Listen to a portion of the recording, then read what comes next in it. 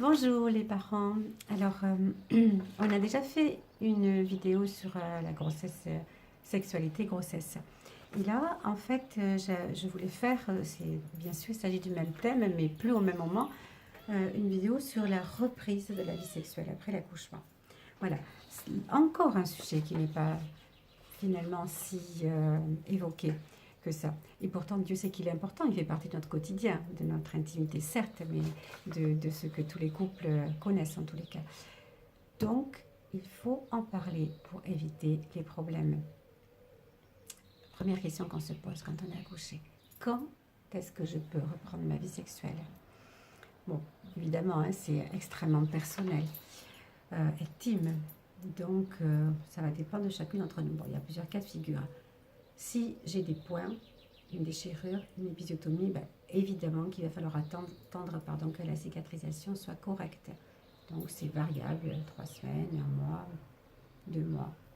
Voilà. S'il n'y a ni de point, il n'y a pas de point parce qu'il n'y avait pas de déchirure, pas d'épisiotomie, voilà, ben, ça peut aller beaucoup plus vite. Hein. Certains d'entre nous, surtout s'il ne s'agit pas du premier bébé, reprennent leur vie sexuelle au bout de 15 jours, 3 semaines.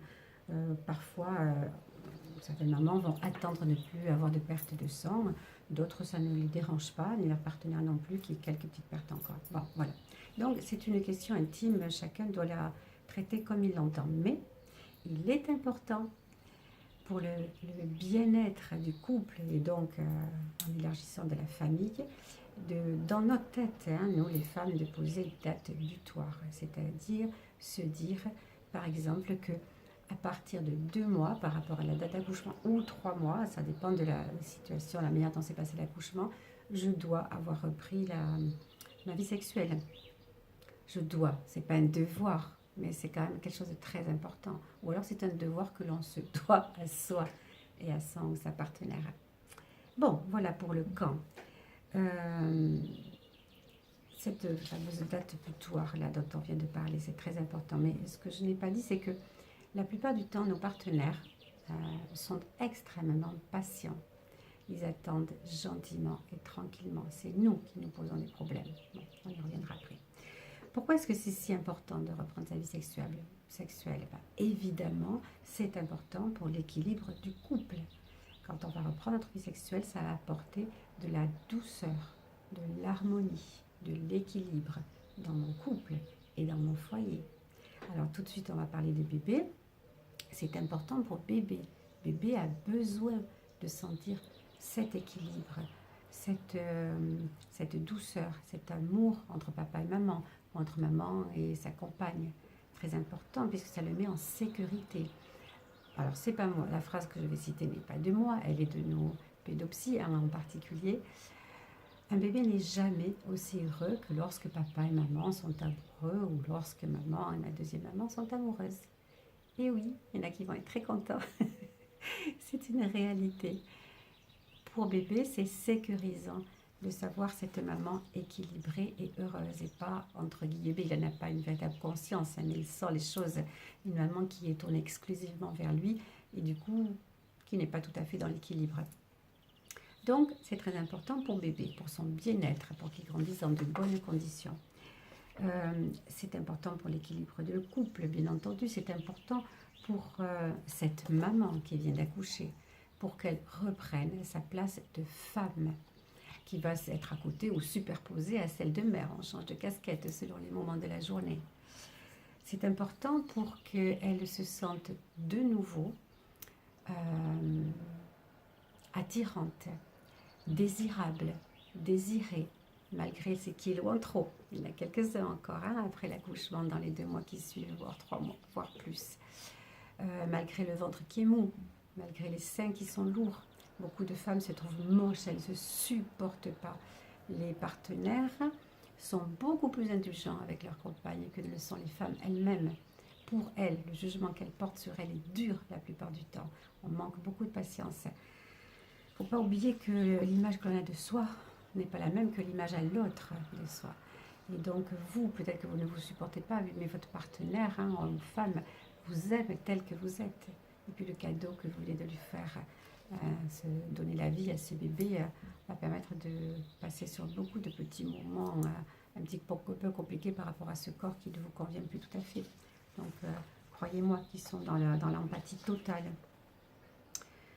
Alors, pour son partenaire, évidemment, c'est très important aussi de lui laisser prendre sa place. Alors, par l'intermédiaire de la vie sexuelle, ben, ce partenaire va reprendre sa place dans le couple. Et c'est parce qu'il aura,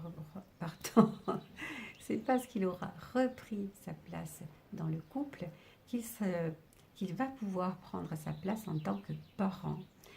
S'il s'agit du premier bébé, à présent, on va instaurer une relation triangulaire. Papa ou deuxième maman, maman et bébé. Relation à trois. Parfait. C'est de l'équilibre.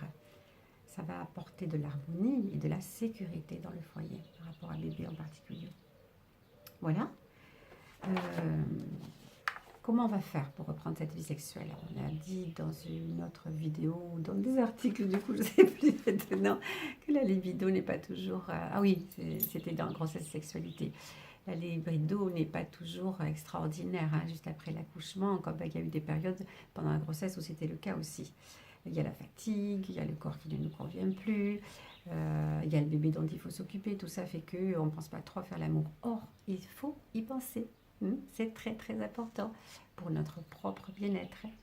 Alors, comment faire pour faire remonter cette libido? On va utiliser des petits stratagèmes. On redevient timide un petit peu de nouveau après l'accouchement quand il s'agit de reprendre sa vie sexuelle, comme c'était le cas pour la première fois qu'on a fait l'amour avec son compagnon ou sa compagne. Alors on se voit mal dire tiens ce soir on va pouvoir faire ça, non. Difficile de présenter des choses comme ça.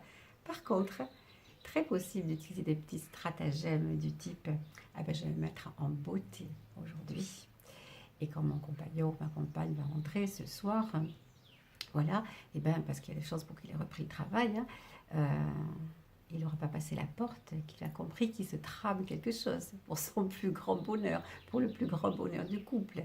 Donc je me suis mise en beauté, j'ai commandé, si j'avais pas le temps de préparer un petit repas, bon, agréable, j'ai mis des bougies, des chandelles, enfin vraiment il ou elle n'aura pas franchi la porte, qu'il aura tout compris, qui est anguille sous roche, comme dit toujours une de mes filles, j'aime bien cette expression, elle est très mignonne.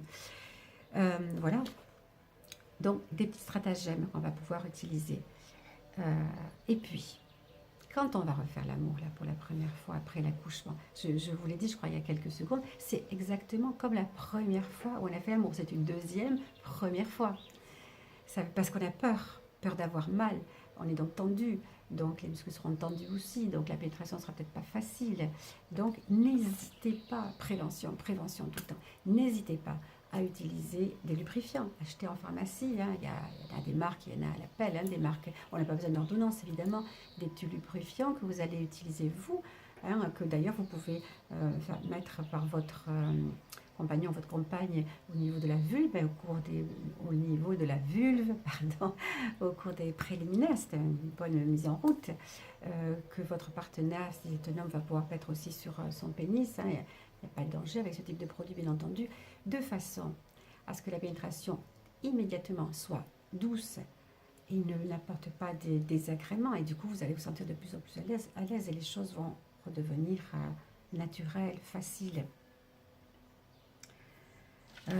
Donc voilà, utilisez des lubrifiants.